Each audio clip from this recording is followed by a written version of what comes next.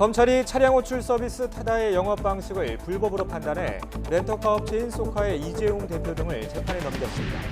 타다의 영업 확장에 택시업계에선 불법 택시 영업이라며 강하게 반발해왔는데 불법인지 아니면 새로운 공유 경제인지 이제 법원에서 가리게 됐습니다. 백령도 등 서해안에서 올가을 첫 황사가 관측된 데 이어서 낮부터는 충청 이남에도 유입될 것으로 보입니다. 인천에는 미세먼지 주의보가 발령됐고 오늘 전국 미세먼지 농도는 나쁨에서 매우 나쁨 수준으로 예상됩니다. 금강산 남측 시설 철거 문제를 문서로 협의하자는 북한의 통지문에 대해 정부가 금강산에서 직접 만나자고 제안했습니다. 북측이 요구한 시설 철거를 비롯해 10년 넘게 중단된 남북 금강산 관광사업 전반을 얼굴을 맞대고 풀어보자는 겁니다. 공수처, 즉 고위공직자 범죄수사처 법안을 문희상 국회의장이 오늘 본회의에 넘길 가능성이 큰데 야당의 반발이 거셉니다. 본회의에 붙여질 경우 자유한국당 나경원 원내대표가 오늘 교섭단체 대표 연설에서 강하게 비판할 것으로 보입니다. 자유한국당이 문재인 대통령을 벌거벗은 임금에 빗대며 폭언을 퍼붓는 동영상을 공개해 논란이 일고 있습니다.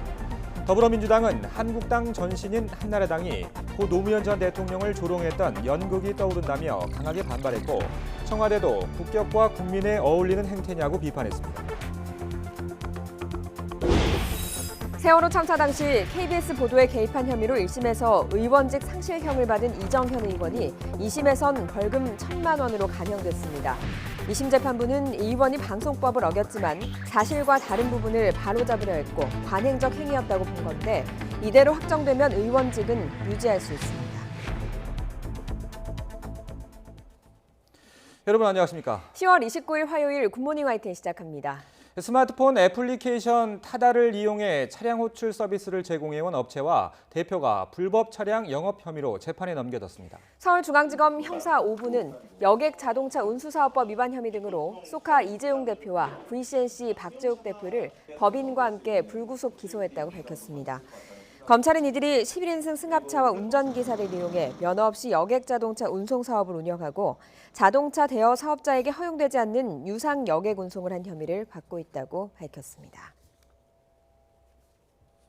네, 전해드린 대로 그동안 격렬한 갈등을 빚어왔던 택시와 공유체 업계의 갈등에 대해 검찰은 택시업계의 손을 들어줬습니다. 타다가 렌터카가 아닌 사실상의 콜택시라는 게 검찰의 판단입니다. 이용객이 급속도로 늘고 있는 타다 운행이 지속될 수 있을지 전문가 연결해서 자세히 알아보겠습니다. 정철진 평론가 연결돼 있습니다. 나와 계십니까? 네, 안녕하십니까? 네. 자, 평론가님. 네. 일단 우리가 일반적으로 렌터카를 빌리게 되면 운전자는 따라오지 않잖아요. 그런데 타다 네. 운행이 가능했던 건 왜 그랬던 건지를 먼저 설명을 해주셔야 시청자분들이 네. 이해하시기가 좀 편할 것 같아요. 네, 여객 운수법을 보면은요, 이 11인승 이상, 15인승까지에 한해서는 렌터카에서 이 운전자 알선을 예외적으로 허용하고 있습니다. 예. 이게 이 법안의 취지는 11인승 이상의 렌터카를 한다는 것은 역시 관광의 목적이 클 거 아니겠습니까? 예. 특히 이제 외국인 관광객들이 많기 때문에 뭐 이런 차원에서는 이제 렌터카에 그 운전자를 함께 알선할 수 있도록 허용을 했는데 이 타다의 서비스 같은 경우에는 바로 이 대목을 이제 파고 들었었고요. 그래서 이제 타다는 계속 합법이라고 했었고, 그래서 타다 같은 서비스를 보시면 대부분이 다 이제 11인승 이상이죠. 이제 카니발을 운영하고 있지 않습니까? 예. 그리고 운전자가 함께 결합돼 나오는 것은. 그러니까 어떤 법의 입법 미비 이런 것을 놓고 이 서비스가 시작됐기 때문에 그동안에 허용이 됐었는데 예. 이번에 검찰은 앞서 잠깐 언급을 하셨지만은 그것은 큰 틀에서의 렌터카 영업이 아니라 콜택시 영업에 준한다라는 판단으로 이제 검찰이 불구속 기소에 나섰습니다. 예. 자, 어제 검찰이 일단 기소를 하긴 했는데 그렇다고 해서 오늘 아마 출근길에도 이용하시는 분들이 있을 텐데 오늘부터 당장 서비스가 중단되는 건 아닌 거죠? 네, 그렇습니다. 현재 뭐 타다만 한 1,500대 이상이 있고요. 예. 유사 서비스들도 있습니다. 이제 비슷한 업태가 뭐 한 2,000대 이상일 텐데 법원 최종 판결까지는 계속 서비스를 진행할 것으로 현재까지는 보입니다. 다만 그동안에 이런 뭐 기업들에서 검찰 수사나 기소가 들어가게 될 경우에는 스스로 좀 중단하는 경우가 있어요. 이제 법원의 양형 그 판단에 좀 안 좋은 영향을 미치니까 예. 그건 지켜봐야 되겠지만은 일단은 아직까지 서비스는 진행될 것이다 이렇게 볼 수 있겠습니다. 예. 얼마 전에 이제 타다 서비스를 상당 부분 제한하는 법안도 발의된 상태인데요. 이 법안이 통과되게 되면 사실상 타다 서비스가 불가능하다는 의견이 많거든요. 어떤 법안입니까? 그러니까 장초에 이제 택시업계와의 상생안이 이제 통과가 되지 않았습니까? 그 예. 이후에 이제 타다 측에서 만대 뭐 증차 이 얘기가 나오면서 입법부 국회 분위기가 상당히 좀 바뀌었습니다. 이제 안티 쪽으로 바뀌게 되면서 이제 제한하는 법안도 많이 나왔는데 대표적인 것이 앞서 말한 그 예외 조항 11인승에서 15인승이라고 하더라도 관광 목적이라는 것을 입법하는 거죠. 증명할 네. 수 있도록. 예. 이런 입법이 돼버리면 우리가 이 출퇴근하는 게 관광은 아니지 않습니까? 예. 그러면 이제 법안 통과와 함께 굉장히 타다는 힘들어지게 되는데 현재 국회는 굉장히 좀 이 타다 서비스에 반대하는 쪽으로 태세가 좀 전환 바뀌고 있는 그런 모습입니다. 예. 예. 자, 뭐 검찰의 기소 결정에 대해서 당연히 택시업계는 환영하고 있지만 타다 측에서는 좀 당혹스러울 수밖에 없을 것 같은데 사실상 정부에서 그동안 불법 서비스라고 이렇게 인식하지는 않았었잖아요. 네. 그렇습니다. 이 고발 자체는 2월 연초였었거든요. 예. 그렇기 때문에 이게 이제 계속해서 행정부, 국토부에서 어느 정도 판결을 내려주지 않으면서 택시업계도 불만이 컸었는데 이번에 뭐 검찰이 나서게 되니까 환영하는 입장이고요. 반면에 이제 타다 측에서는 계속되는 그런 것이죠. 이제 세상이 바뀌고 있고 또 4차 산업혁명 시대에 이 승차 공유라는 이 비즈니스를 왜 자꾸만 막으려고 하느냐 그러면서 약간 뭐 강경한 것은 아니지만 우회적으로 법원에 이제 왜냐하면 행정부에서는 판결을 미룬 거 아니겠습니까? 예. 그래서 검찰이 나서고 사법부로 넘기게 되니까 새로운 뭐 판단을 기대한다 이런 입장을 전했습니다. 예. 소카 이재용 대표의 경우에는 이번 검찰의 기소 결정에 강한 유감을 표명했습니다. 일단 페이스북에 올린 글부터 보고 이야기를 나눠보도록 하겠습니다. 네, 이재용 소카 대표의 페이스북 글입니다. 읽어보면요. 이 대통령은 규제의 벽을 과감히 허물어서 우리 AI 기술을 세계에서 가장 빠르게 발전시키겠다고 이야기하고 같은 날 검찰은 타다와 소카 그리고 두 기업가를 불법 소지가 있다고 기소했습니다. 이런 글을 올렸습니다. 공교롭게도 어제 문재인 대통령이 인공지능을 개발하기 위해서 규제 장벽을 과감하게 허물겠다 이런 언급을 한 날입니다. 이재용 소카 대표도 그런 이야기를 한 것이겠죠? 네, 그렇습니다. 그러니까 왜 이제 이 AI 기술 이야기를 했나? 이게 자신들의 타다 서비스와 비슷하다는 거예요. 즉 신경제와 구경제 충돌이라는 건데 가령 이제 AI를 전격적으로 도입하겠다, 규제를 철폐하겠다라고 문재인 대통령이 말한다면 가령 네. 증권업계에서는 요즘에 인간 펀드 매니저가 아니라 AI가 다 매매를 해버리는 그런 세대 아닙니까? 예. 그럼 이제 기존의 이제 구산업의 뭐 펀드 매니저들은 피해를 볼 수밖에 없잖아요. 그래도 뭐 밀어붙이겠다라고 얘기를 했는데 자신들의 타다 역시도 국영제인 택시와 이번에 이거와 충돌하는 부분인데 왜 AI는 적극 장려한다면서 자신들은 기소했느냐? 뭐 여기에 대한 우회적인 뭐 비판, 비난 뭐 이런 모습이라고 할 수 있겠죠. 예. 예. 결국엔 이 어정쩡한 주무부처의 태도가 결국 검찰 기소로까지 이어졌다. 이런 비판도 나오고 있는데 지금 뭐 택시제도 개편안 관련해서 제도화가 추진 중인데 이렇게 되면 정부와 업계 간의 대화가 좀 더 어려워지는 측면이 있지 않을까요? 어떻게 보십니까? 그렇습니다. 기존에 계속해서 아마 검찰도 본인들이 직접 나서기 전에 이 행정부, 국토부의 판단을 좀 기다렸던 것 같습니다. 근데 예. 끝까지 정부는 일단 판단을 내리지는 못했기 때문에 예. 이제 이쪽으로 이 사법부 쪽으로 넘어왔다 이렇게 볼 수가 있겠고요. 예. 다만 그전에 이제 택시 상생안이라고 해서 기존 택시 면허를 이런 새로운 이제 신경제, 승차 공유 비즈니스하는 곳들이 뭐 5천만 원에서 7천만 원 이걸 면허를 구입하고 증차를 이제 이런 쪽에 합의가 돼 있었거든요. 근데 다만 렌터카 같은 이런 것들은 뭐 특별하게 뭐 어떻게 해야 되는지에 대한 이야기가 뭐 없었기 때문에 예. 상생안을 좀 더 보완할 그럴 필요도 있을 것 같고요. 이게 이제 번번이 사법부로 간다는 것도 좀 그렇거든요. 그래서 이제 정부도 나서서 어느 정도 교통 정리를 해야 될 필요가 있지 않을까. 왜냐하면 이게 비단 신경제와 구경제, 신산업과 구산업의 충돌이 승차 공유만 있는 것이 아니라요. 예. 뭐 앞으로도 뭐 숙박 공유, 그 이상의 이제 뭐 블록체인, 요즘에 이제 P2P 금융도 개인 간의 금융도 많이 나오는데 은행들은 또 이제 들고 나설 거 아니겠습니까? 예. 이래서 이걸 번번이 이 사법부로 가는 것보다 큰 틀에서의 이제 사회적인 합의가 필요한 그런 대목도 있습니다. 예. 예. 자, 말씀하신 대로 이 사회적 갈등이 있을 때마다 결국 법원 판단을 구해보는 일. 어떻게 보면 당연할 수도 있겠지만 바람직한 방법인지에 대해선 고민이 필요할 것 같습니다. 타다 기소와 관련한 내용 정철진 평론가와 함께 짚어봤습니다. 말씀 여기까지 듣겠습니다. 고맙습니다. 감사합니다. 가을 불청개 황사가 찾아왔습니다. 몽골 남부와 중국 북동 지역에서 발원한 황사가 밤사이 서풍을 타고 우리나라로 유입됐는데요. 이 때문에 현재 서쪽 지역을 중심으로 미세먼지 농도가 높게 치솟았고요. 서울과 인천, 충남과 전북 지역에는 미세먼지 주의보까지 내려졌습니다. 자세한 미세먼지 상황 살펴보도록 하겠습니다. 인천과 서울의 미세먼지 농도가 130 마이크로그램을 웃돌면서 평소보다 3배에서 5배가량 높은 수치를 보이고 있습니다.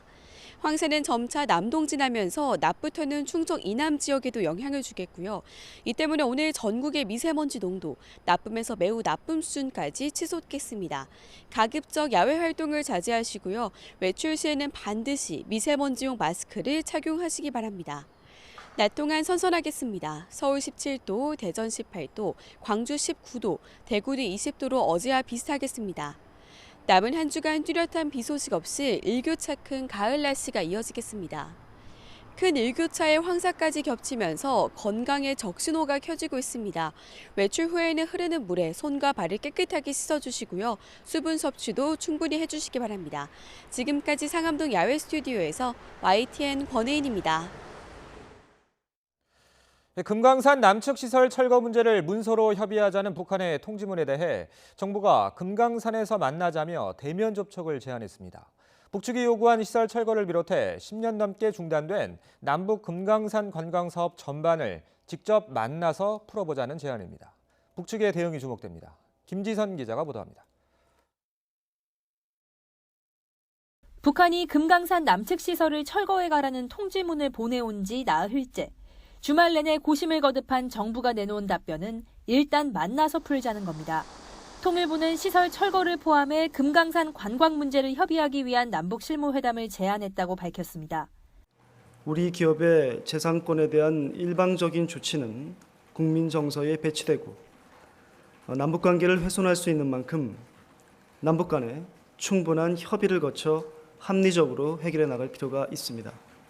실무회담 개최 통지문은 정부가 조선아시아 태평양 평화위원회, 현대아산이 금강산 국제관광국에 각각 발송했습니다. 현대아산 통지문에는 당국 간 회담이 열리면 금강산의 새로운 발전 방향을 협의하자는 내용이 담겼습니다. 철거 문제뿐 아니라 금강산에서 남북 경제 협력을 유지할 포괄적인 방안을 논의하겠다는 겁니다. 회담 날짜는 못 박지 않고 편리한 시기에 금강산에서 개최하자고만 했습니다. 앞서 북한은 금강산에서 우리 측 시설을 모두 철거해가라고 했는데 필요한 사안은 문서로 주고받자고 통보해왔습니다. 하노이 회담 결렬 이후 우리 측의 대화 제의에 한 차례도 응하지 않던 북한이 이번에는 호응에 나올지 주목됩니다. YTN 김지선입니다. 6.15 공동선언 실천 남측위원회 등 시민사회단체가 조직한 2019 UN 시민평화대표단은 미국에 대해 대북 적대 정책을 중단하고 신뢰 관계를 구축해 북미 관계를 정상화해야 한다고 촉구했습니다. 대표단은 현지 시간 28일 미국 워싱턴 DC 백악관 앞 라파예트 광장에서 기자회견을 열고 북미는 지난해 싱가포르 공동선언을 통해 적대 관계를 끝내고 한반도 평화 체제를 구축하자고 약속했지만 지금까지 이행되지 않고 있다며 이같이 밝혔습니다. 고위공직자 범죄수사처 설치 법안을 비롯해 패스트트랙에 올라있는 사법개혁 법안이 오늘 국회 본회의에 부의될 것으로 보입니다. 문희상 국회의장은 여야가 법제사법위원회 심사 만료일인 어제까지 합의에 이르지 못한 만큼 오늘 오전 중에 서면 결재를 마칠 것으로 알려졌습니다. 서면 결재가 끝나면 공수처 설치와 검경 수사권 조정안은 60일 안에 언제든 국회 본회의에 상정돼 표결에 붙일 수 있게 됩니다.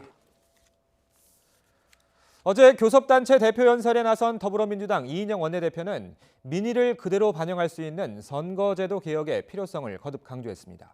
직접 들어보시죠.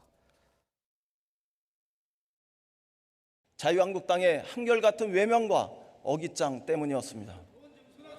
비례대표제를 폐지하고 국회의원을 전부 소선거구제로 선출하자는 자유한국당의 무책임한 당론은 이제 변경되고 철회되어야 합니다. 지역주의와 기득권에 집착한다는 의혹도 이 기회에 불식해야 합니다. 그렇지만 우리는 선거법과 관련해 자유한국당과 반드시 협상할 수 있어야 하고 합의할 수 있어야 합니다. 우리의 결단 이전에 그러한 노력 또한 저는 반드시 소중하다고 생각합니다. 자유한국당 나경원 원내대표는 오늘 국회 교섭단체 대표 연설에 나서 정부의 각종 정책을 비판하고 국정 대전환을 촉구할 예정입니다.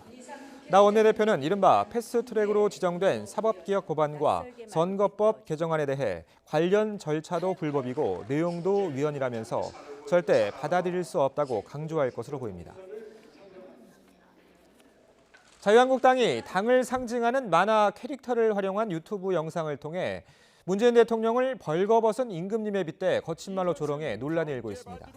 한국당은 옳은소리 가족이라는 영상에서 문 대통령을 욕심에 눈이 멀어 망신을 주려는 것도 몰랐던 임금님에 비유하면서 조국 전 법무부 장관 임명과 소득주도 정장, 대북 정책 등을 강하게 비판했습니다. 조국 전 법무부 장관의 동생 조모 씨의 금품 수수 정황이 추가로 포착돼서 검찰이 수사하고 있는 것으로 알려졌습니다. 검찰은 조 씨에 대한 구속영장을 다시 청구하는 방안을 검토하고 있습니다. 박서경 기자의 보도입니다.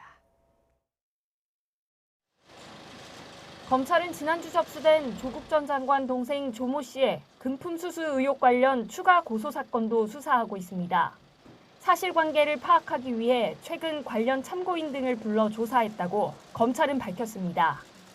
돈을 받고 웅동중학교 교사를 채용한 혐의와 무관한 사건으로 다른 사업 관계자를 속여 돈을 받아낸 알선수재 혐의로 알려졌습니다. 앞서 검찰은 조 씨가 지난 2015년 부산의 한 건설업체에 대출을 알선해주겠다며 7천만 원을 받았다는 의혹도 조사했습니다. 이와 관련해 조 씨 측은 채권 채무 계약을 통해 이뤄진 일이라며 문제가 없다고 주장했습니다. 조 씨는 구속영장 재청구에 대비하기 위해 서울에 머무르다가 현재 부산에 돌아가 다시 입원했고 검찰 측 요청에 따라 의무기록 열람 동의서에 서명한 상태입니다. 검찰은 조 씨의 건강 상태를 지켜보며 추가로 확인된 혐의에 대한 사실 여부를 더 조사한 뒤 구속영장을 다시 청구할 방침입니다. 앞서 검찰은 구속된 전경심 교수를 2차례 소환 조사하며 입시 비리와 증거인멸 관련 의혹을 집중 추궁했습니다. 이런 가운데 검찰 소환 전망이 나오는 조 전 장관은 두 번째 구치소를 찾아 정 교수를 면회한 것으로 확인됐습니다. 조 전 장관은 구속 직후인 지난 24일도 정 교수를 찾아 10여 분간 접견하며 건강 상태를 살핀 것으로 알려졌습니다. 조 전 장관은 정 교수의 여러 혐의에 직간접적으로 연루돼 있습니다.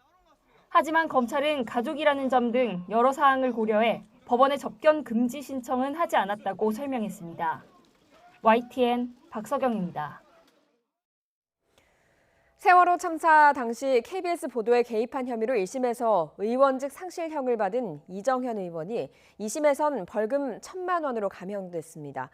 벌금형으로 감형되면서 의원직 유지는 가능해졌지만 2심도 이 의원의 방송법 위반 혐의는 모두 유죄로 판단했습니다. 이경국 기자가 보도합니다. 세월호 참사 닷새 뒤 수색 작업이 한창이던 때 이정현 당시 청와대 홍보수석은 KBS 김시곤 보도국장에게 전화합니다. 지금은 뭉치가지고 정부가 이걸 극복해 나가야지. 고향 안도까지 처음에 이렇게 짓밟아가지고. 녹취가 공개되며 청와대의 보도 개입 논란으로 커졌고 결국 이정현 의원은 방송법 위반 혐의로 재판에 넘겨졌습니다. 앞서 1심은 이 의원이 KBS 보도에 개입한 것으로 판단하고 의원직 상실형에 해당하는 징역 1년에 집행유예 2년을 선고했습니다. 항소심 재판부도 역시 이 같은 행위를 방송 편성에 대한 간섭으로 판단했습니다. 청와대 홍보수석의 정당한 직무였고 오보를 지적한 것일 뿐이란 이 의원의 주장도 받아들여지지 않았습니다. 재판부는 이 의원과 보도국장의 관계 등에 비춰보면 통화 내용이 비난보도 자제나 보도 내용을 교체 또는 수정해달란 취지로 보인다고 지적했습니다. 1심과 마찬가지로 항소심 재판부도 이 의원의 방송법 위반 혐의를 모두 유죄로 본 겁니다. 그러나 양형에 대한 판단은 달랐습니다. 재판부는 해경이 구조에 전념토록 하거나 사실과 다른 부분을 바로잡으려 범행한 것으로 보이고 이 같은 행위가 관행적으로 이뤄진 만큼 원심형은 다소 무거워 보인다며 1심 판결을 파기하고 벌금 1,000만 원으로 낮췄습니다. 1심과 달리 2심에서 감형된 벌금형이 이대로 확정될 경우 이 의원은 의원직을 유지할 수 있습니다. 선고 이후 이 의원은 판결에 대한 입장을 묻는 취재진의 말에 아무런 답 없이 법원을 떠났습니다. 방송법 위반은 여전히 유죄로 나왔거든요. 그 관련해 판단할 재판부는 이 의원이 방송법 위반 행위 처벌이 죄형 법정주의에 어긋난다고 낸 위헌법률 심판 제청도 받아들이지 않았습니다. 판결이 확정되면 이 의원은 방송법 위반으로 처벌받는 첫 사례로 남게 됩니다. YTN 이강국입니다. 밤사이 사건 사고 소식 알아봅니다. 어젯밤 경남 양산시 3층짜리 어린이집에서 불이 났습니다. 늦은 시간이라 어린이집이 빈 상태여서 인명피해는 없었지만 2층 내부가 불에 타 2천만 원 상당의 피해가 났습니다. 어젯밤 9시쯤엔 경남 창원시 구람터널을 지나던 11.5톤 화물차에서 불이 나 40여 분 만에 꺼졌습니다. 다친 사람은 없었지만 소방당국이 불을 끄느라 터널 일부를 통제하면서 30분 동안 차량 정체가 발생했습니다. 어제 저녁 7시 30분쯤 경기도 남양주 화도나들목을 달리던 차량에 불이 나 30여 분 만에 꺼졌습니다. 이 불로 다친 사람은 없었지만 화재 진화로 도로가 통제되면서 퇴근길 정체가 빚어졌습니다. 어제 오후 4시쯤엔 경기도 부천시 춘희동의 한 도로에서 1톤 화물차가 앞서가던 마을버스를 들이받았습니다. 이 사고로 승객 등 10여 명이 통증을 호소해 병원으로 옮겨졌지만 크게 다친 사람은 없는 것으로 파악됐습니다. 한일 양국은 아직 강제징용 문제를 풀기 위해 뚜렷한 방안을 찾지 못하고 있는데요. 그 해법의 하나로 경제협력 명목의 기금 설립안이 부상했다고 일본 언론이 보도했습니다. 하지만 우리 정부는 부인했습니다. 김상우 기자가 보도합니다. 安倍総理から韓国の政治指導者に対して直接我が国の明確かつ一貫した立場をしっかりと伝えたことは一定の意味があったと思います。 국가 간 약속을 깬 것은 한국이다. 그러므로 한국이 책임을 지고 일본이 수용 가능한 강제징용 해법을 먼저 내놓아야 한다. 아베 정권은 줄곧 이렇게 압박해왔습니다. 한일 갈등 타개를 위해 한국 정부와 기업이 경제협력 명목의 기금을 창설하고 일본 기업이 참가하는 방안의 초안을 마련했다고 교도통신이 보도했습니다. 그러면서 경제협력기금 설립을 위한 초안을 일본 측 관계자가 마련했다고 복수의 한일 관계 소식통을 인용해 전했습니다. 이어 이 안의 핵심은 강제징용 피해자에 대한 보상 성격이 아니라 한국과 일본이 상호 경제발전을 목적으로 자금을 준비하는 것이라고 덧붙였습니다. 이 안에 따르면 1965년 한일 청구권 협정에서 배상 문제가 해결이 끝났다는 일본 정부의 입장을 유지하고 일본 정부는 기금에 돈을 내지 않습니다. 그동안 한국 정부의 방안을 제시하라고 줄곧 요청했던 일본 정부가 갈등 해결책 모색에 적극적이라는 점이 눈에 띕니다. 우리 외교부는 이 보도를 부인했습니다. 사법부 판단을 존중하면서 징용 피해자와 양국 국민이 수용할 수 있는 합리적 방안을 찾겠다는 것이 외교부의 입장입니다. 사실상의 배상을 얻고자 하는 한국과 배상 책임을 인정하지 않으려는 일본. 입장 차이가 크지만 양국 모두 돌파구 마련을 원하고 있고 특히 이전과 달리 소통이 이루어지고 있다는 점에서 출구찾기 접근법의 변화 여부가 주목됩니다. YTN 김상호입니다. 미국 최초로 평화의 소녀상이 설치된 로스앤젤레스의 소도시 글렌데일의 프랭크 퀸테로 전 시장이 LA 주재 일본 총영사로부터 소녀상을 철거하라는 압박을 받았다고 밝혔습니다. 퀸테로 전 시장은 올해 부임한 아키라모토 일본 총영사가 자신의 임무는 글렌데일 소녀상 철거뿐이라고 말했고 글렌데일 시의원들에게도 이런 주장을 펴며 압박을 가했다고 말했습니다. 한여름 불비와 더위 때문에 내년 도쿄올림픽 마라톤 경기를 북쪽인 삿포로로 바꾸려는 국제올림픽위원회 IOC와 이에 반대하는 도쿄도 사이에 갈등이 깊어지고 있습니다. 삿포로로 결정될 경우 개최 비용을 누가 낼지를 놓고 벌써 신경전이 시작됐습니다. 도쿄에서 황보현 특파원이 전해왔습니다. 국제올림픽위원회 IOC 간부와 내년도 올림픽 개최지 도쿄도 지사가 웃는 얼굴로 인사를 나눕니다. 하지만 서로 속내는 복잡합니다. IOC 측이 최근 올림픽의 꽃 마라톤 개최지를 도쿄에서 삿포로로 변경하겠다고 밝혔기 때문입니다. 도쿄의 불볕더위가 한창인 8월 9일 예정인데 선수들의 안전을 우려해 평균 기온이 5도 정도 낮은 삿포로를 대체지로 지목한 겁니다. 이미 3천억 원이나 쏟아붓고 더위 대책을 마련 중인 도쿄도는 불편한 기색이 역력합니다. 冒頭からで恐縮でございますが、今回のこの IOC の発表には私も都民も大変正直驚きました。 IOC 측은 그러나 삿포로로 장소를 변경하겠다는 의사를 분명히 했습니다.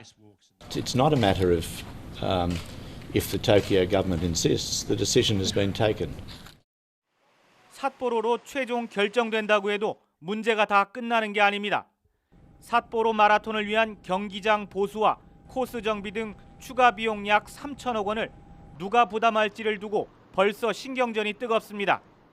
組織委員会や東京都が負担をするものと認識をしておりですね。会場が変更される場合も都としては負担ができない、もうこの一点につきます。その準備運営は東京都と大会運営委員会が責任を持ってするものである。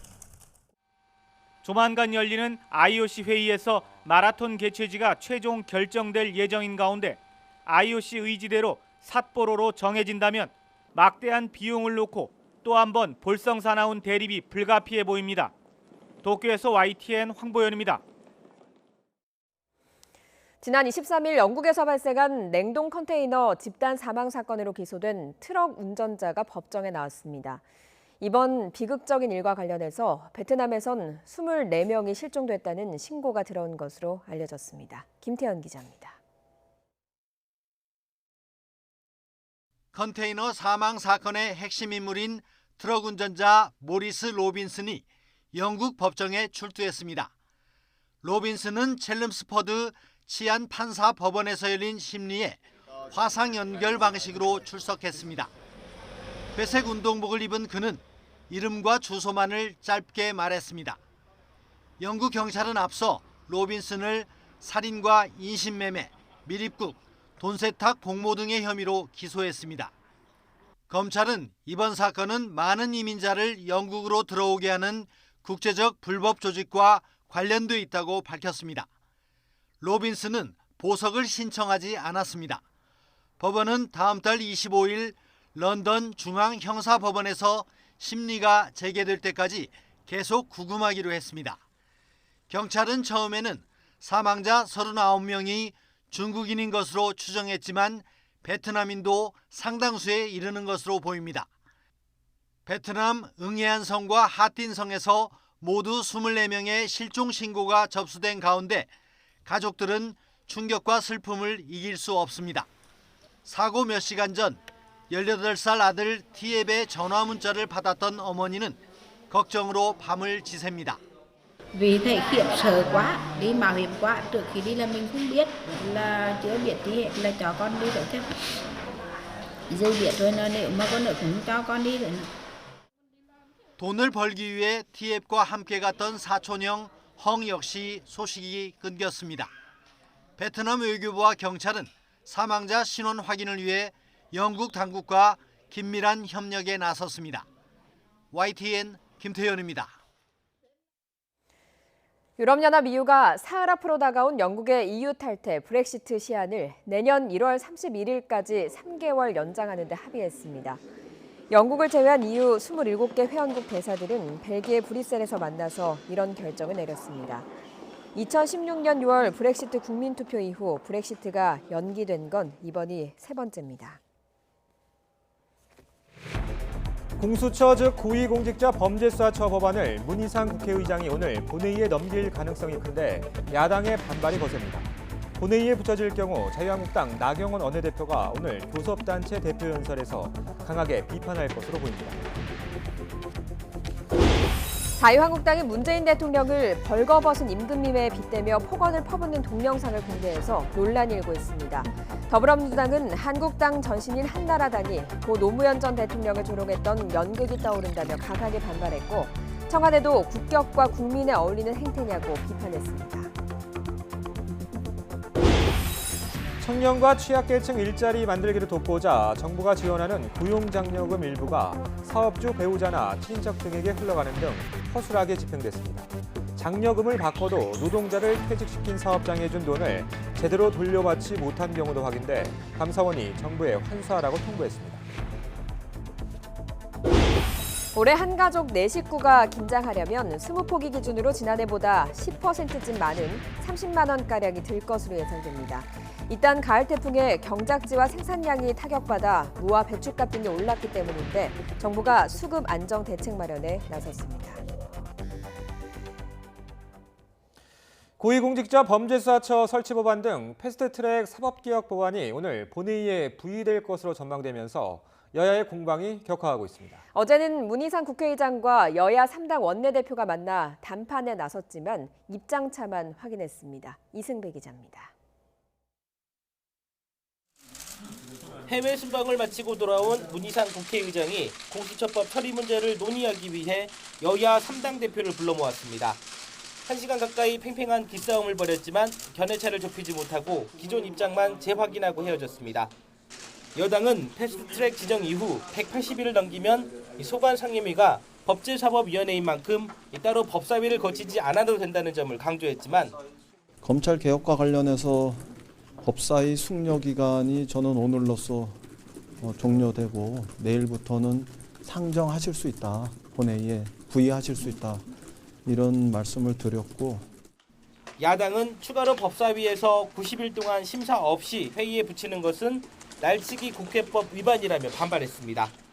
불법적인 부의에 대해서도 할 수 없이 저희가 법적인 검토를 거치고 법적인 조치를 할 수밖에 없다는 말씀을 드렸습니다. 저는 기본적으로 패스트트랙이 갖고 있는 기본적인 취지에 맞지 않다, 그렇게 말씀을 드렸고, 특히 이것이 합의가 안 되면 어차피 처리될 것이지 못하기 때문에 문희상 의장은 신중하게 생각해보겠다며 즉답은 피한 것으로 알려졌지만 현재로선 본회의 부의 가능성이 큽니다. 저는 국회법에 따라 가능한 한 모든 의장 권한을 행사해서 사법개혁안을 본회의에 신속히 상정할 생각입니다. 부의는 향후 본회의만 열면 국회의장 뜻에 따라 언제든 안건을 상정하고 표결에 붙일 수 있다는 뜻으로 법안 처리 등을 위한 상정의 전 단계에 해당합니다. 다만 부의가 된다고 해서 바로 표결하는 것은 아니고 다시 60일 이내에 국회의장이 법안을 상정해야 합니다. 여야가 합의를 이루거나 의장 직권으로 상정할 수 있는데 일단 법안을 회의에 붙인 뒤에 시간을 두고 여야 간 합의를 촉구할 것으로 보입니다. YTN 이승배입니다.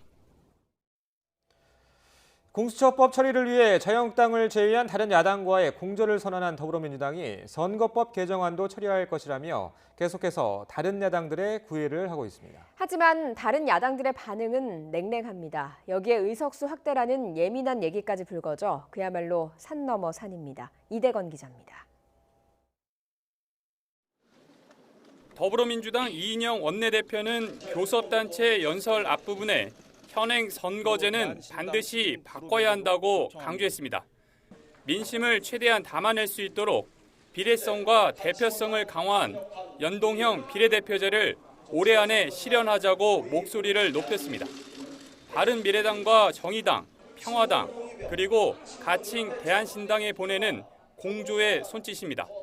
다만 단서를 달았습니다. 공수처법 처리에 발목을 잡고 있는 한국당의 협력이 필수라는 겁니다. 지역주의와 기득권에 집착한다는 의혹도 이 기회에 불식해야 합니다. 지금이라도 연동형 비례대표제를 포함한 선거제도 개혁의 전향적인 모습을 결단해 주실 것을 요청합니다. 연설문에서 알 수 있듯 여전히 민주당 입장에서는 공수처법 처리가 먼저이고 그 다음이 선거법 개정입니다. 한국당을 제외한 다른 야당들이 냉랭할 수밖에 없는 이유입니다. 바른미래당과 정의당, 평화당 등 야3당은 선거법 개정 처리가 우선이거나 최소한 공수처법과의 동시 처리 보장이라도 해야 한다는 점을 분명히 했습니다. 게다가 국민 정서상 예민한 의원 정수 확대 얘기까지 나오면서 개정 논의에 들어가더라도 선거법 개편은 산 넘어 산입니다. 지난 1월 여야 5당, 자유한국당 나경원 대표까지 함께 합의했던 현행 300석에서 10% 범위 내에서 확대하는 그런 합의가 이루어진다면 심상정 정의당 대표가 드디어 밥그릇 본색을 드러내고 있습니다. 정치개혁, 선거개혁 전부 핑계들이었습니다. 결국 속내는 국회의원 배지 욕심, 정의당 의석수 늘리기 욕심이었습니다. 어쨌든 선택은 민주당의 몫입니다. 목을 메고 있는 공수처법 처리를 위해선 야3당의 협조가 필수적인 만큼 선거법 개정을 위한 좀 더 구체적인 제안을 조만간 전할 것으로 보입니다. YTN 이다운입니다. 자유한국당이 공식 유튜브 채널에 공개한 애니메이션에서 속옷만 걸친 문재인 대통령과 수갑을 찬 조국 전 법무부 장관의 모습을 담아 풍자해 논란이 일고 있습니다. 더불어민주당은 한국당 전신인 한나라당이 과거 고 노무현 전 대통령을 조롱했던 연극이 떠오른다며 강하게 반발했습니다. 청와대도 대한민국 국격과 국민에 어울리는 행태냐고 비판했습니다. 김주영 기자입니다. 자유한국당의 공식 유튜브 채널인 옳은소리에 올린 애니메이션 동영상입니다. 문재인 대통령을 덴마크 동화 벌거벗은 임금님에 빗대 풍자하는 내용입니다. 드디어 내가 이 나라를 차지했군. 문 대통령의 정책들을 잇따라 비판하더니 임금이 바보다, 미쳐버렸다, 멍청이라는 거친 말들을 쏟아냅니다. 신나게 나라 망치더니 드디어 미쳐버렸군. 옷을 입을 줄 모르는 멍청이를 임금으로 둘 수 없지. 조국 전 장관이 체포되는 장면에서는 문 대통령 모습을 한 주인공이 멋지다는 말을 내뱉기도 합니다. 안 그래도 멋진 조 장관이 은팔찌를 차니 더 멋지구나. 문 대통령 풍자 동영상 발표회에 참석한 한국당 황교안 대표는 제작자들을 격려하며 축사를 했습니다. 괜찮죠? 재미있죠? 옳은소리 가족 캐릭터를 국민들 앞에 선보이기까지 고생하신 우리 홍보본부장님을 비롯해서 모든 분들에게 진심으로 감사드립니다. 민주당은 즉각 반발했습니다. 천인공노할 내용에 충격을 금할 수 없다며 한국당의 전신인 한나라당이 고 노무현 전 대통령을 조롱하는 연극을 했던 게 떠오른다고 비판했습니다. 환생경제라는 이름으로 노무현 대통령에 대한 온갖 잡스런 욕설을 퍼부어 국민들의 공분을 샀던 일이 어제 일처럼 떠오릅니다. 청와대는 이런 동영상이 대한민국 국격과 국민에게 어울리는 행태인지 의심스럽다며 정치는 국민에게 희망과 상생을 주어야 한다고 지적했습니다. 지난 2004년 나경원, 주호영, 심재철 등 한나라당 의원들은 환생경제라는 이름의 연극 공연을 통해 노무현 전 대통령을 거칠게 비난해 논란이 됐습니다.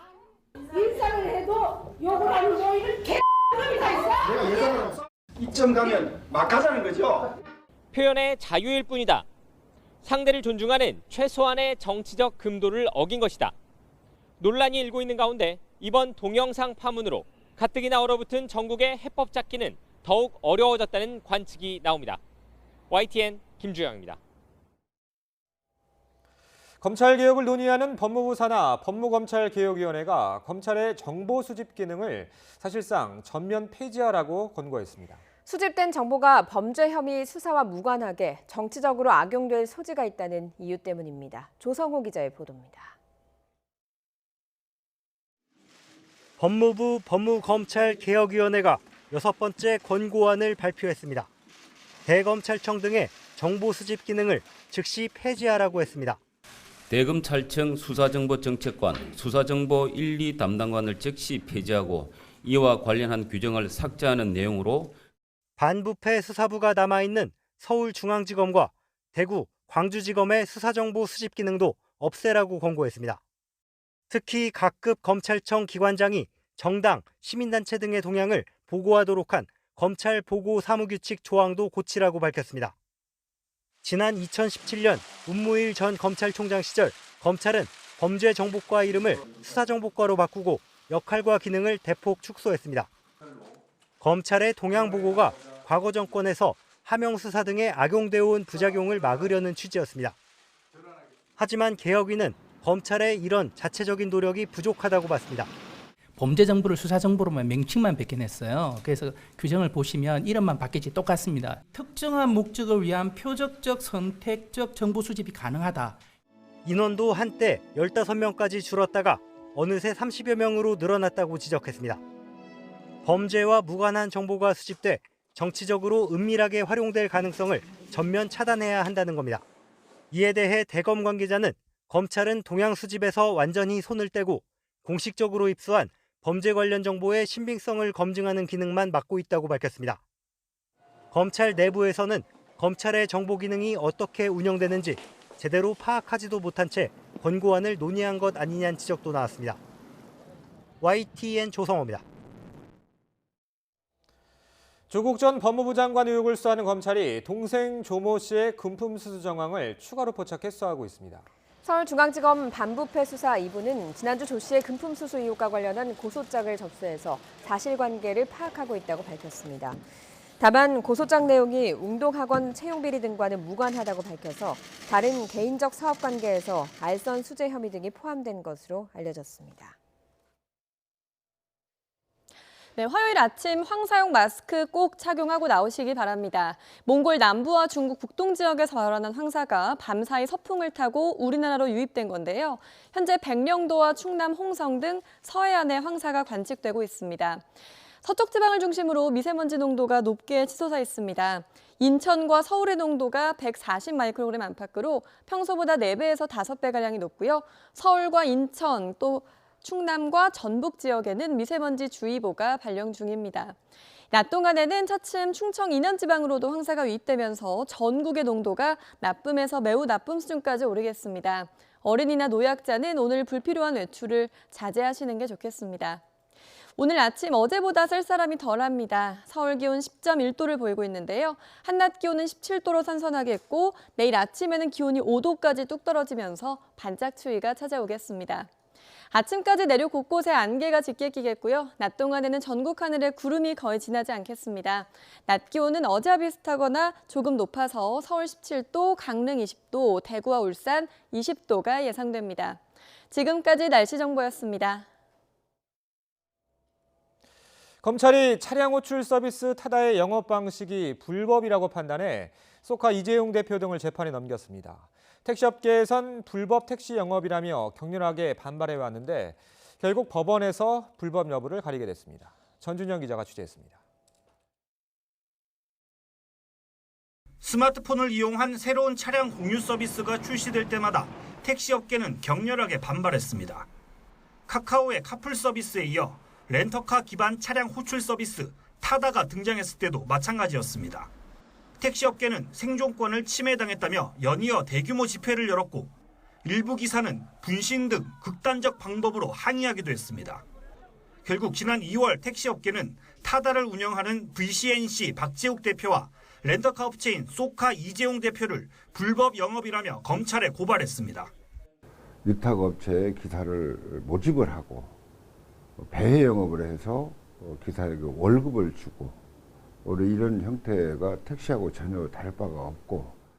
이에 대해 소카 이재용 대표는 택시 시장을 빼앗을 생각이 없고 자동차 소유를 줄여 새로운 이동 시장을 만들기 위한 것이라고 강하게 반발했습니다.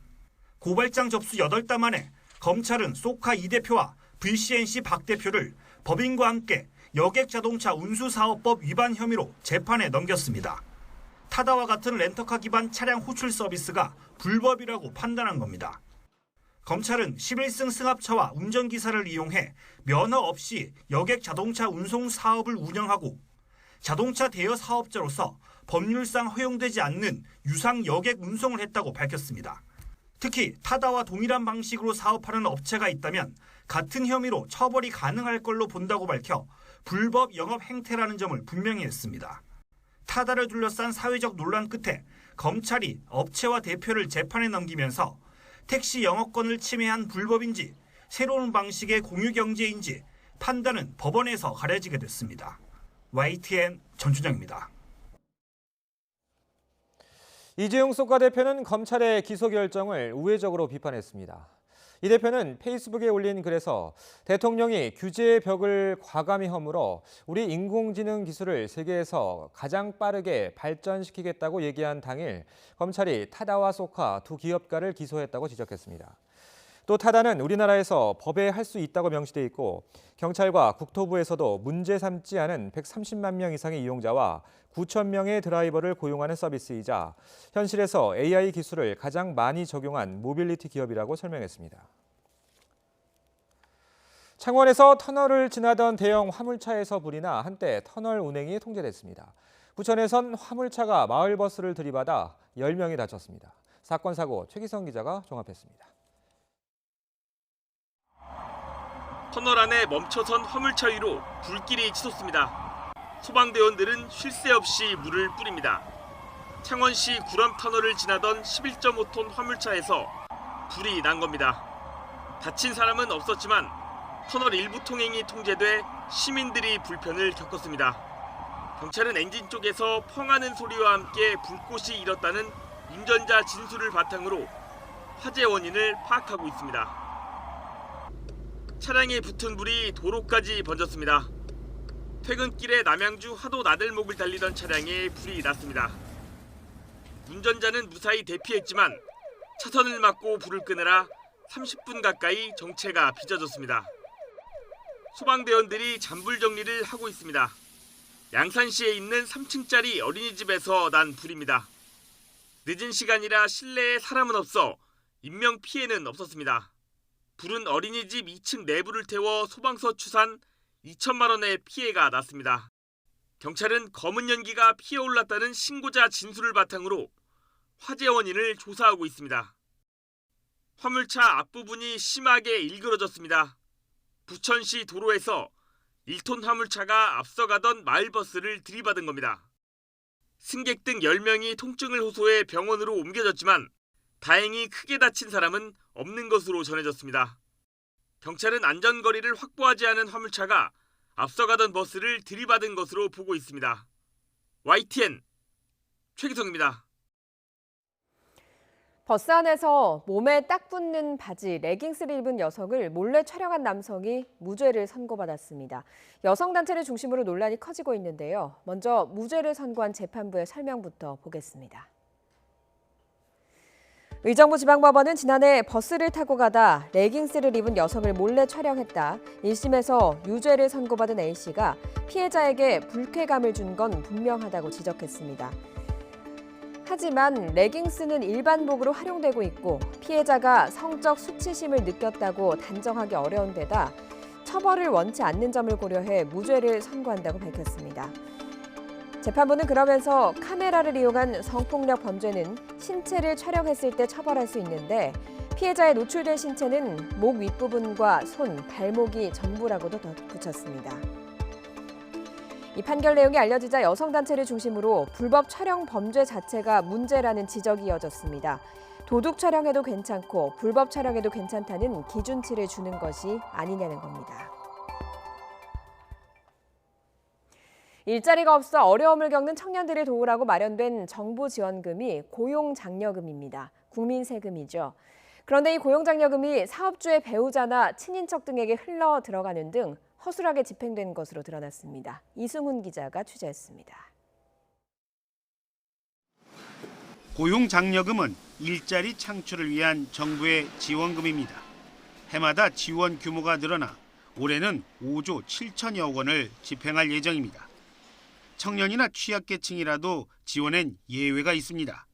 사업주의 배우자나 사촌인의 친인척은 지원금을 받아서는 안 됩니다.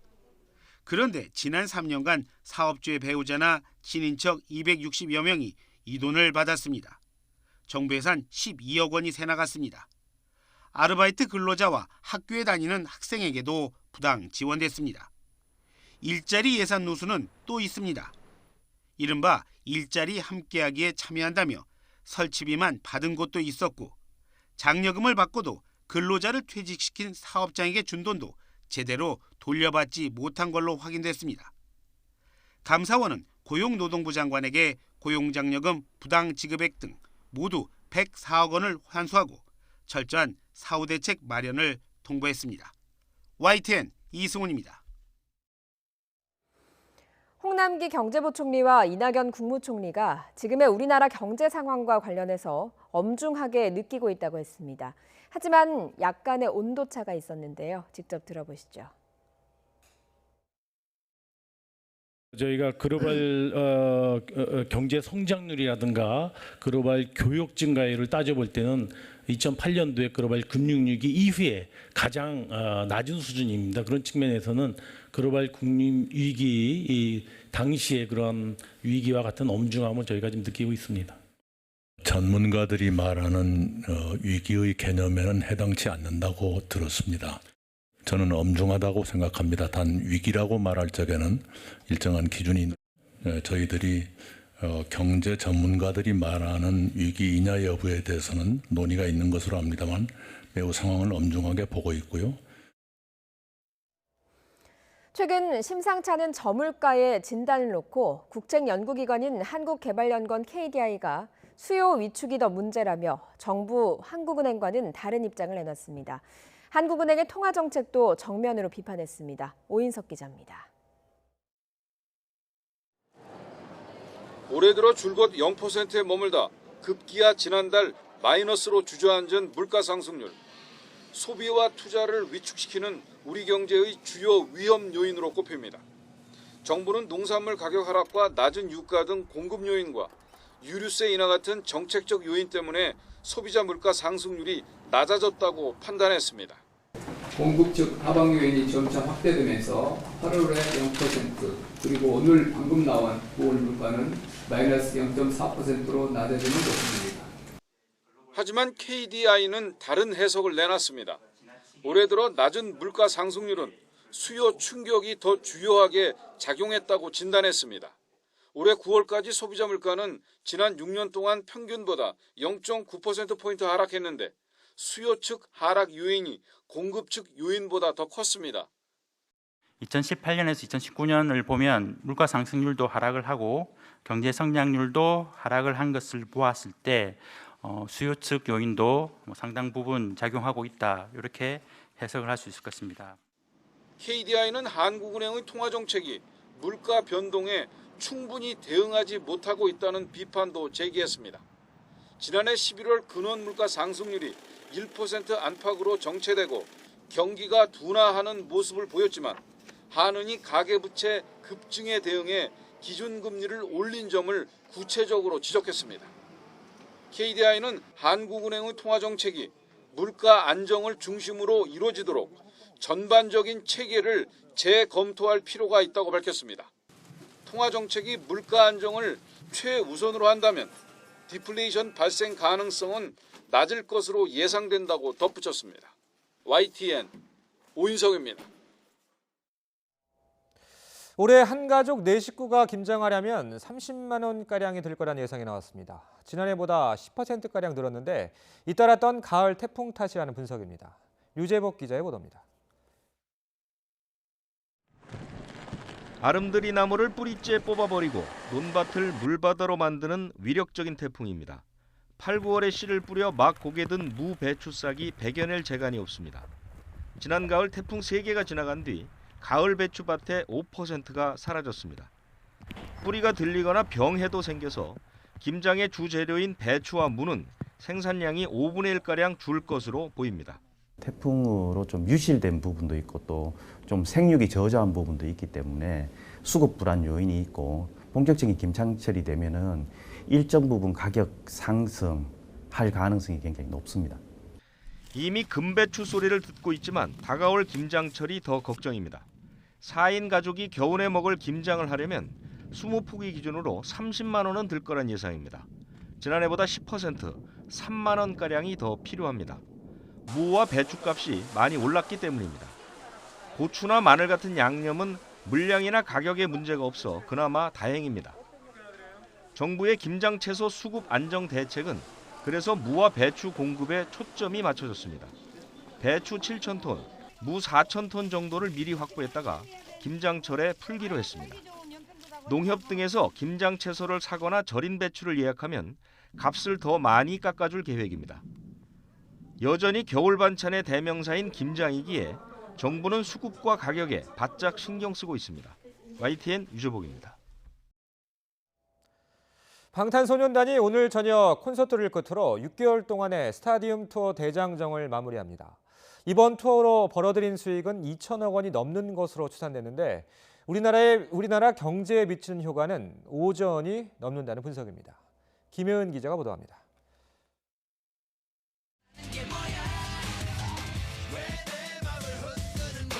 콘서트장 앞에 긴 줄.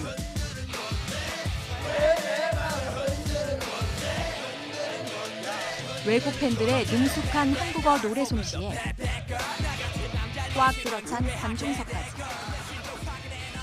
방탄소년단의 콘서트에는 어김없이 세계 각지의 팬들이 모였습니다. 일단 그 중국 아이돌보다는 훨씬 카리스마랑 매력이 있고. Here. Mates alive, it's so cool that we see them live more tomorrow and after it. I truly couldn't be happier right now. 지난 5월 빌보드 본상을 거머쥔 방탄소년단은 곧바로 이어진 스타디움 투어에서 눈부신 기록을 세웠습니다. 미국, 브라질, 영국, 프랑스 등 7개 국가에서 연 콘서트에 102만 명 넘게 다녀갔습니다. 티켓 판매액 1,500억 원에 팝업 스토어와 공연 온라인 생중계 수익 등을 합하면 매출액이 2천억 원에 육박합니다. 지난해 말 현대경제연구원이 낸 보고서를 보면 방탄소년단의 연평균 생산 유발 효과는 4조 1,400억 원, 부가가치 유발 효과까지 합치면 5조 5천억 원을 넘습니다.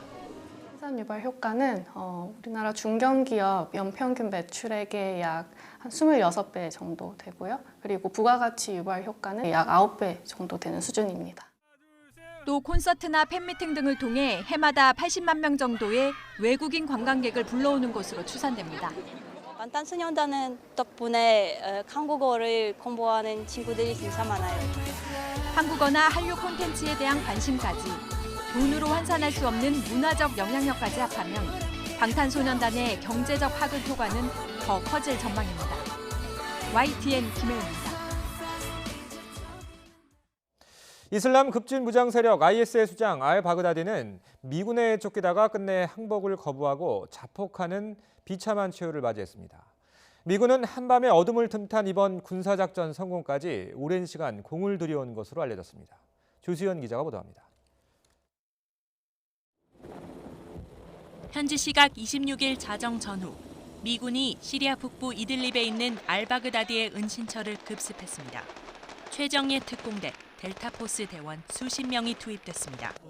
막다른 길에 몰린 알바그다디는 결국 스스로 목숨을 끊었습니다. He reached the end of the tunnel as our dogs chased him down. He ignited his vest, killing himself and the 3 children. His body was mutilated by the blast. 에스퍼비 국방장관은 당시 알바그다디를 불러내 항복하라고 했는데 거부했다고 밝혔습니다. 생포를 1차 목표로 삼았지만 그러지 못할 경우 사살하는 게 작전 계획이었다고 설명했습니다. 이번 작전은 수개월 전부터 은밀히 계획돼 트럼프 대통령 승인 아래 비밀리에 진행됐습니다. 지난 여름 알바그다디의 부인 중 한 명과 연락책을 체포해 신문한 뒤 은신처에 대한 정보를 확보한 것으로 전해졌습니다. 이라크와 터키, 시리아, 러시아 등 다양한 조력자들의 정보 제공과 지원도 있었습니다. 야음을 틈타 이루어진 미군의 작전은 알바그다디의 자폭으로 2시간 만에 막을 내렸습니다. YTN 조수연입니다. 숨진 IS 지도자 알바그다디의 시신은 이슬람 관습에 따라 종교의식을 거쳐 수장됐다고 로이터 통신이 보도했습니다. 의식이 어디에서 어떻게 치러졌는지 등 구체적인 내용은 공개되지 않았습니다. 복지 서비스나 의료 지원을 특히 필요로 하는 분들은 나이 많은 어르신들인데 스스로 이런 혜택을 찾기가 쉽지 않습니다. 이런 분들을 위해서 경로당이나 노인정을 찾아가 의료봉사와 복지 상담을 하는 지자체가 있어서 호응을 얻고 있습니다. 김학모 기자가 취재했습니다. 교외에 한적한 산골마을. 마을 한가운데 작은 경로당에 흰 가운을 든 의사와 간호사가 찾아왔습니다. 경로당 거실에 탁자를 놓고 혈압을 재며 간단한 문진을 하고 방에서는 의사가 본격적으로 진료를 시작합니다. 대부분 70대 이상의 어르신들이라 특히 안전한 생활 습관이나 자세에 대한 조언이 많습니다. 뼈가 다치거나 뇌 속에 무슨 이상이 있거나 그런 거 아니니까 한 달만 지나면 좋아질 거예요. 병원을 가고 싶어도 거동이 불편하거나 차량 이용이 쉽지 않은 어르신들에게 이들은 너무나 고마운 존재입니다.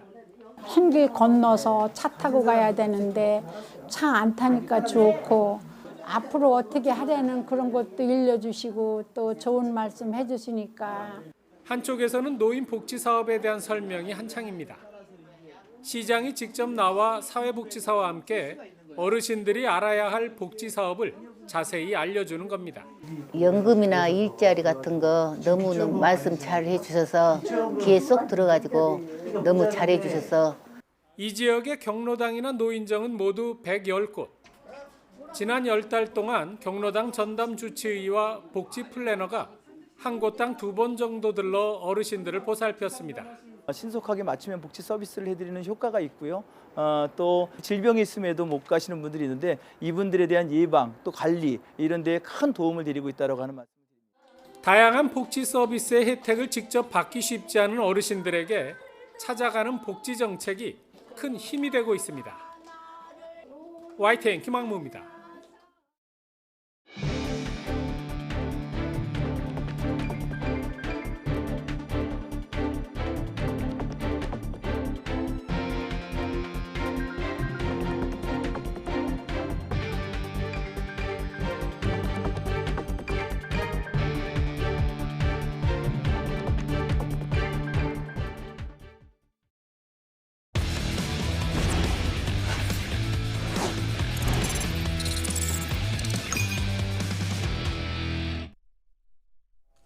타이거 우즈가 일본에서 열린 PGA 투어 조조 챔피언십 4라운드에서 3언더파를 쳐 합계 19언더파로 일본의 마스야마를 3타 차로 따돌리고 우승을 차지했습니다. 이로써 우즈는 샘 스니스가 갖고 있던 PGA 개인 통산 최다 우승 기록 82승과 타이를 이뤘습니다. 우즈는 지난해만 해도 80승 달성이 어려울 것이라는 전망이 우세했지만 지난해 9월 투어 챔피언십에서 5년 만에 우승 갈증을 풀며 80승 고지에 올랐고 올해 4월에는 마스터스에서 82승째를 달성해 건재함을 과시했습니다. 지난 시즌 신인왕 임성재는 13언더파를 쳐 로리 맥킬로리와 함께 공동 3위에 올랐습니다. 우즈의 우승 소감을 직접 들어보시죠. Well, physically, I can't do any of the things I used to do. That's just the way it is. You know, I've had 4 back surgeries, and the body just can't do what it used to do. But I can certainly think my way around the golf course. I don't hit the ball anywhere near as far based on, compared to the field. And 300 yards used to be a good thing. Now it's jump change. So I can still manage my way around the golf course. I know how to play, and I was able to do that this week. 올 시즌 프로야구는 두산의 통합 우승으로 끝났지만 패자인 키움도 큰 박수를 받고 있습니다. 아쉽게 첫 우승에 실패했지만 강팀 반열에 오르면서 KBO의 변화를 주도하고 있다는 평가를 받습니다. 양시찬 기자가 보도합니다. 1, 2차전 끝내기 승부에 4차전 연장까지 올 시즌 프로야구는 미라클 두산의 우승으로 대단원의 막을 내렸지만 패자인 키움에 쏠리는 시선도 적지 않습니다. 시즌 내내 강력한 타선과 안정된 불펜의 힘으로 선두권을 위협했고 포스트 시즌에서도 LG와 SK를 연달아 제압하며 확실한 강팀 반열에 올랐습니다. 1, 2차전 사실 좋은 흐름을 우리가 가져올 수 있었는데 못 가져온 게 이런 결과가 나왔다고 생각을 하고요. 또 이런 경험을 했기 때문에 저희 선수들은 더 탄탄해질 거라는 기대가 되고요. 키움은 선수들의 평균 연차가 7년에 나이는 25.5세로 10개 구단 중 가장 젊습니다. 이정후와 김하성, 김혜성 등 내외야지는 물론 조상우와 안우진, 이승호 등 내로라 하는 투수들 나이도 20대 초중반에 불과합니다. 키움의 내년이 더 기대되는 이유입니다. 여기에 팀 평균 연봉도 10개 구단 중 8위로 저비용 고효율의 대표 구단이 됐습니다. FA 대여 영입보다 선수 육성에 초점을 맞춘 구단 운영과 데이터에 기반한 장정석 감독의 선수 기용이 함께 꽃을 피웠다는 평가입니다.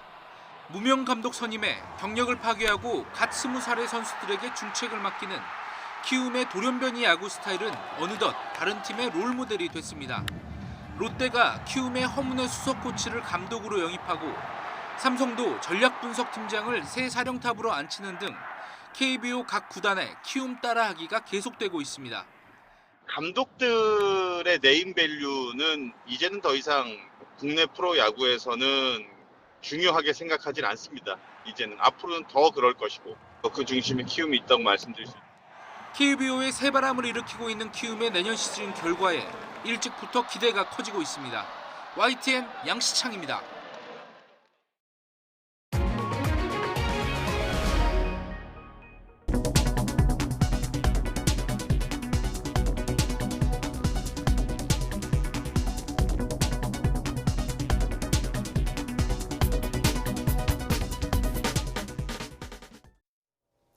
가을의 불청객 황사가 다시 찾아왔습니다. 서해안에 황사가 유입되면서 서울에는 오전 5시 올가을 처음으로 미세먼지 주의보가 내려졌는데요. 지금 서울과 인천의 농도는 130 마이크로그램 안팎으로 평소보다 4배가량이 높습니다. 그 밖에 경기와 충남, 전북 등 서쪽 지방을 중심으로 공기가 탁합니다. 아직 그 밖의 지역은 보통 수준을 보이고 있는데요. 하지만 낮부터는 황사가 충청 이남 지방으로도 유입이 되겠고요. 전국의 농도가 나쁨에서 매우 나쁨 수준까지 오르겠습니다. 어린이나 노약자는 오늘 불필요한 외출은 자제하시는 게 좋겠습니다. 오늘 낮 동안 선선하겠습니다. 서울 낮 기온 17도를 보이겠고요. 내일 아침은 5도까지 기온이 뚝 떨어져서 반짝 추위가 찾아오겠습니다. 다만 찬바람이 불면서 내일부터는 대기질이 양호해지겠습니다. 아침까지 내륙 곳곳에 안개가 짙게 끼겠고요. 낮 동안에는 전국 하늘에 구름이 거의 지나지 않겠습니다. 낮 기온은 어제와 비슷하거나 조금 높겠는데요. 서울 17도, 강릉 20도, 전주 19도, 울산과 포항 20도가 예상됩니다. 이번 주는 비 소식 없이 대체로 맑은 날들이 이어지겠습니다. 지금까지 날씨 정보였습니다. 굿모닝 YTN 2부 잠시 후에 이어집니다.